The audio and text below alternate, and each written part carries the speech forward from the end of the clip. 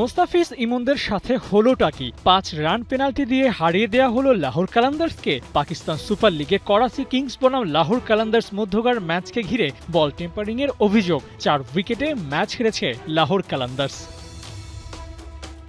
প্রথম ইনিংসে লাহোরের ব্যাটাররা ব্যর্থ হলেও তা বল হাতে পুষিয়ে দিয়েছেন মোস্তাফিজ শাহিনরা, কিন্তু এরপরেও ম্যাচ জেতা হয়নি। ধোঁয়াশা অবশ্য রয়ে গেছে কেন ফিজদের দেয়া হলো পেনাল্টি। বল টেম্পারিংয়ের অভিযোগটা পোস্ট ম্যাচ প্রেজেন্টেশনে স্রেফ উড়িয়ে দিয়েছেন লাহোর ক্যাপ্টেন শাহিন আফ্রিদি। ক্যামেরায় ভিডিও চেক করে দেখার পরামর্শ দিয়েছেন। ম্যাচ হারের দিন বল হাতে উজ্জ্বল ছিলেন মোস্তাফিজ। 24টি বল করেছেন, রান দিয়েছেন মোটে 20, সাথে 1 উইকেট। ফিজের এমন ইকোনমিক্যাল বোলিংয়ের সামনে পাত্তা পায়নি করাচি কিংসের ব্যাটাররা, আর তাতে 129 রানের টার্গেট দিয়েও করাচির বিপক্ষে ফাইট করেছে লাহোর। ফিজের ইকোনমিক্যাল বোলিংয়ের সাথে যোগ দিয়েছেন captain Afridi. Low scoring match হলেও খেলাটা জমে উঠেছিল, কিন্তু তাতে কি শেষ সময়ে 5 রান পেনাল্টিতে করাচি কিংসের বিপক্ষে 4 উইকেটে হেরেছে লাহোর।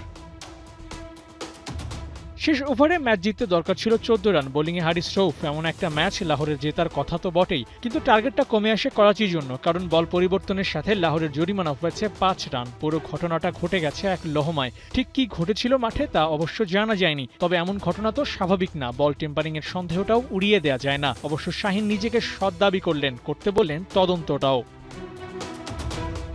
ব্যাট হাতে সেরাটা দিতে পারেনি লাহোর কালান্দার্সের ব্যাটাররা, যার কারণে 199 করা দলটা পরের ম্যাচে 128 রানেই অল আউট। ব্যাটিং ব্যর্থতার চরম রূপ অবশ্য দেখেছে লাহোর। তবে যখন শাহিন আফ্রিদি, মোস্তাফিজের মতো বোলাররা দলে থাকবে, তখন 128 রান প্রতিপক্ষের ব্যাটারদের জন্য হয়ে উঠতে পারে আরও বড় স্কোর। আর সেই মনস্তাত্ত্বিক লড়াইয়ে করাচি পরপর উইকেট হারিয়েছিল বটে, তবে শেষ দিকে ঠিকই ম্যাচ ঘুরিয়ে ফেলেছেন আব্বাস আফ্রিদি আর আজম খান।